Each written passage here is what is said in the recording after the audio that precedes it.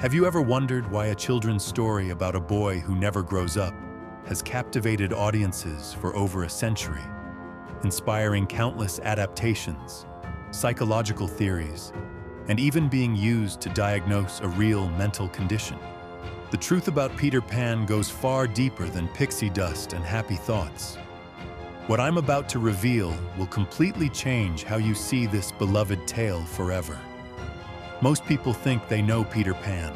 Flying boy, fairy sidekick, fights pirates, saves children. But here's what Disney and Hollywood don't want you to know. The original Peter Pan story is actually one of the darkest, most psychologically complex tales ever written for children. And the man who created it, J.M. Barrie, drew from personal experiences so traumatic that they would shape not just this story, but our entire understanding of childhood, loss, and the refusal to grow up. Let me take you back to 1860, when James Matthew Barrie was born in Scotland. From the outside, it seemed like a normal family. But when Barrie was just 6 years old, something happened that would haunt him for the rest of his life. His older brother David, who was 13, died in a skating accident. This wasn't just any brother. David was the golden child, the favorite, the one who could do no wrong in their mother's eyes. Here's where it gets disturbing. After David's death, Barrie's mother, Margaret, fell into such deep grief that she essentially shut down emotionally. But here's the twisted part. She found comfort in one specific thought. Since David died at 13, he would never grow up. He would forever remain her perfect young boy. This obsession with eternal childhood didn't just affect her. It completely warped young James's understanding of what it meant to be loved. Barrie spent his entire childhood trying to replace his dead brother. He would dress in David's clothes, whistle the same tunes David used to whistle, even try to comfort his mother by pretending to be David. Imagine being 6 years old and feeling like the only way your mother will love you is if you become your dead brother. The psychological damage was enormous. But here's what's truly chilling. Margaret Barrie would tell James that David was lucky because he got to remain young forever. She painted death not as a tragedy, but as a blessing. This planted a seed in Barrie's mind that would later bloom into one of the most famous characters in literature. A boy who chooses never to grow up, who sees adulthood as the ultimate enemy, who would rather die than face the responsibilities and pain of growing older. As Barrie grew up, this childhood trauma manifested in disturbing ways. He remained unusually short, barely reaching 5 feet tall. Many biographers believe his trauma literally stunted his physical growth. He had difficulty forming normal relationships with adults, but felt completely comfortable around children. This wasn't just a preference, it was a psychological necessity. In the world of children, he could remain forever young himself. In 1894, Barrie married Mary Ansell, but their marriage was reportedly never consummated. Barrie seemed incapable of normal adult intimacy. Instead, he found his emotional fulfillment through his relationships with children, particularly the 5 Davies boys he met in Kensington Gardens. George, Jack, Peter, Michael, and Nicholas became his surrogate family, and it was through them that the character of Peter Pan was born. Now here's where the story gets even more tragic.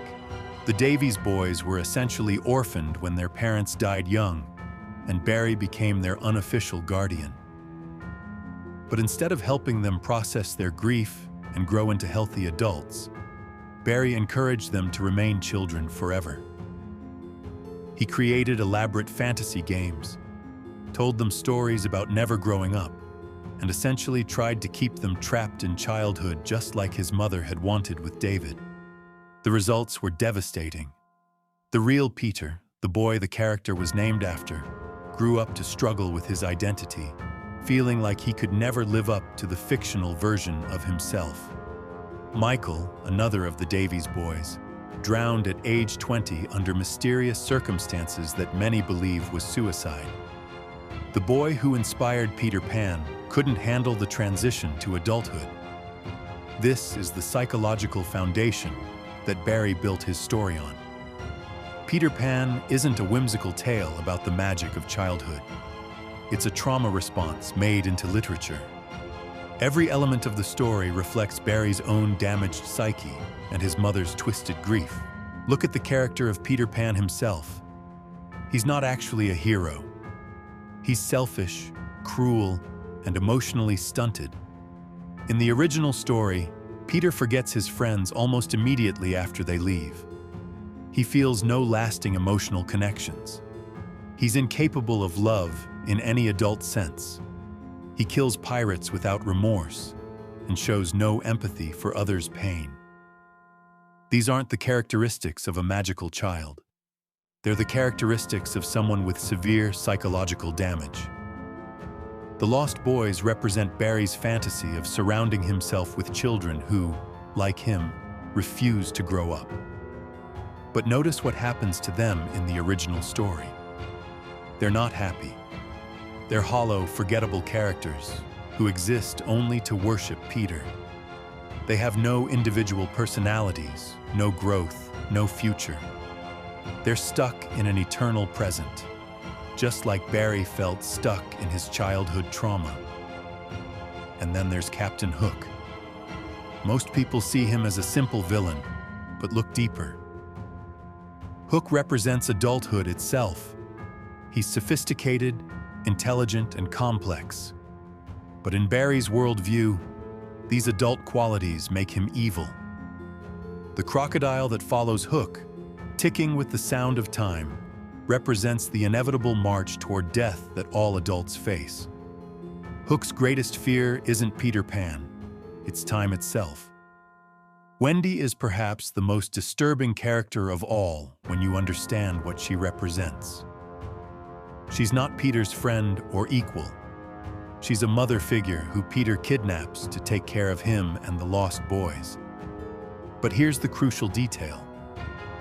Peter doesn't want Wendy to grow up either. When she starts to mature, he loses interest in her.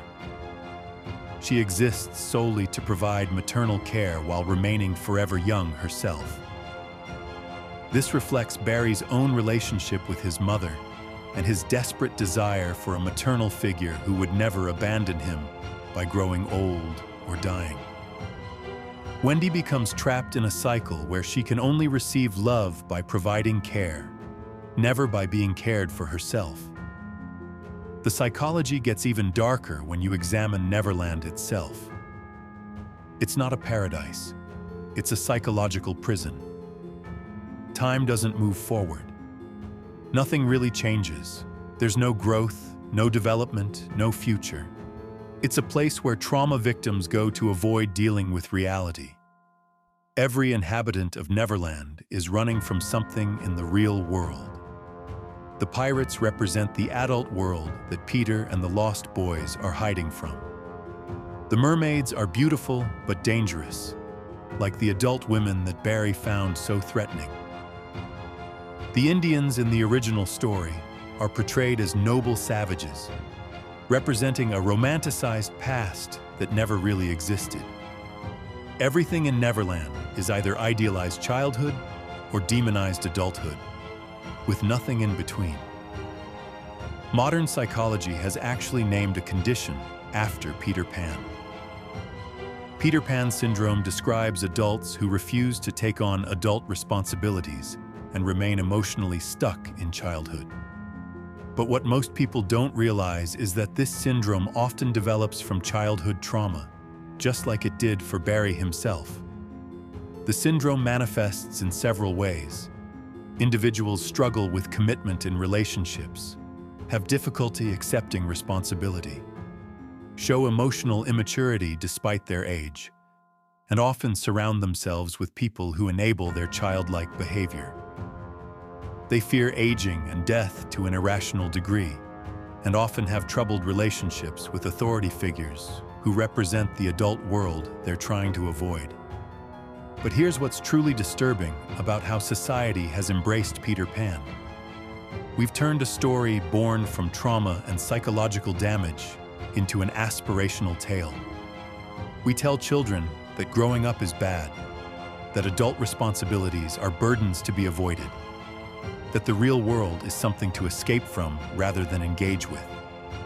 This has had profound effects on multiple generations. We see it in the rise of extended adolescence, where people in their 20s and 30s still live like teenagers. We see it in the fear of commitment that defines modern dating. We see it in the nostalgia culture that constantly looks backward instead of forward. Peter Pan didn't just reflect one man's trauma. It helped create a cultural trauma around the idea of growing up. The story has also been used to justify some deeply problematic behaviors. Throughout history, adults who show inappropriate interest in children have hidden behind the Peter Pan mythology. They claim they're just maintaining their childlike wonder, when in reality, they're avoiding the adult responsibility of appropriate boundaries. Barrie himself lived in this gray area, though there's no evidence he ever acted inappropriately with children. But the damage wasn't just cultural. It was deeply personal for the people closest to Barrie. The Davies boys struggled throughout their lives with the burden of being the inspiration for Peter Pan. They were expected to remain forever young in the public imagination, even as they tried to build adult lives. Several of them struggled with depression and substance abuse. The real Peter Davies eventually committed suicide, unable to bear the weight of living up to his fictional counterpart. This raises disturbing questions about how we consume stories of childhood. When we romanticize eternal youth, we're not celebrating children. We're celebrating our own refusal to take responsibility for the world we're leaving them. We're turning children into symbols instead of treating them as full human beings who deserve to grow and develop. The Disney adaptation of Peter Pan stripped away most of the psychological complexity, turning it into a simple adventure story. But even Disney couldn't completely hide the darkness. Look closely at the Disney Peter Pan, and you'll see a character who's still selfish, forgetful, and emotionally shallow. The difference is that Disney presented these qualities as charming rather than disturbing. This sanitization has made the Peter Pan story even more dangerous, because it hides the psychological red flags behind colorful animation and catchy songs. Children watch Disney's Peter Pan and learn that growing up is bad, that adult responsibilities should be avoided, that it's better to live in fantasy than face reality. These aren't healthy messages for developing minds. Recent adaptations have tried to reclaim some of the story's complexity. Movies like Hook and Finding Neverland have explored the psychological costs of refusing to grow up, but they still largely miss the point. They present Peter Pan as a cautionary tale about balancing childhood wonder with adult responsibility, when the original story is actually a trauma response that shouldn't be balanced, but healed. The real tragedy of Peter Pan isn't that he never grows up. It's that he never learns to process his pain. He's stuck in an eternal loop of avoidance, surrounded by enablers who help him maintain his delusions. Sound familiar? This is exactly what happened to J.M. Barrie, and it's what happens to many trauma survivors who never receive proper help. Modern trauma therapy recognizes that healing requires integration, not avoidance. You can't stay healthy by running from painful experiences. You have to face them, process them, and learn to carry them in a way that doesn't control your entire life. Peter Pan represents the opposite approach. He's chosen eternal avoidance over integration, fantasy over reality, stagnation over growth. But here's the most disturbing part of the Peter Pan legacy. We've made this traumatized, emotionally stunted character into a cultural hero. We celebrate his refusal to grow up instead of recognizing it as a symptom of severe psychological damage. We've taken one man's trauma response and turned it into a cultural ideal. This has real consequences. When we tell children that growing up is inherently bad, we're setting them up for their own struggles with adulthood. When we romanticize eternal childhood, we're teaching them that responsibility and maturity are burdens rather than natural parts of human development. When we present Neverland as paradise, we're encouraging them to seek escape rather than engagement with the real world. The children who most identify with Peter Pan are often the ones who most need help processing their own trauma. They see his refusal to grow up as validation of their own fear of the adult world. But instead of helping them work through these fears, our culture reinforces them by celebrating Peter Pan as a positive role model. So what's the real story of Peter Pan? It's the story of a man so damaged by childhood trauma that he created a fictional world where growth and change were impossible. It's the story of how that man's psychological wounds became embedded in our culture's understanding of childhood. It's the story of how we took a cry for help and turned it into entertainment. But it's also the story of how art can emerge from pain, even when that art carries dangerous messages. Barrie's trauma created a story that has sparked countless conversations about childhood, growth, and the human condition. Even though Peter Pan promotes unhealthy attitudes toward growing up, it has also helped us identify and understand those attitudes.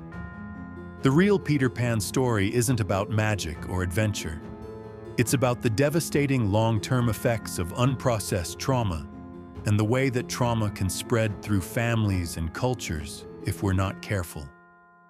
It's about the difference between healthy nostalgia and pathological avoidance. It's about the importance of facing our pain instead of building fantasy worlds to escape it. Most importantly, it's a reminder that the stories we tell our children matter. They shape how young minds understand the world and their place in it. When we present Peter Pan as a hero rather than a cautionary tale, we're doing a disservice to the children who look up to him. We're teaching them that emotional immaturity is preferable to growth, that fantasy is better than reality, that avoiding responsibility is more admirable than accepting it. The next time you hear someone say they want to be like Peter Pan, remember what that really means. They're saying they want to be emotionally stunted, incapable of deep relationships, and trapped in an endless cycle of avoidance. They're saying they want to be a trauma victim rather than a trauma survivor. The real magic isn't in never growing up. It's in learning to carry your childhood wonder with you as you embrace the full complexity of adult life. It's in processing your pain instead of being controlled by it. It's in building real relationships instead of surrounding yourself with people who enable your dysfunction. That's the story we should be telling our children. Not the fantasy of Peter Pan, but the reality of healthy human development. Not the escape of Neverland, but the adventure of authentic growth. Not the tragedy of eternal childhood, but the triumph of integrated adulthood that honors both our past and our future. The real story of Peter Pan is ultimately a story about the choice we all face between growth and stagnation, between facing our pain and running from it, between becoming whole human beings and remaining trapped in our trauma. Choose wisely.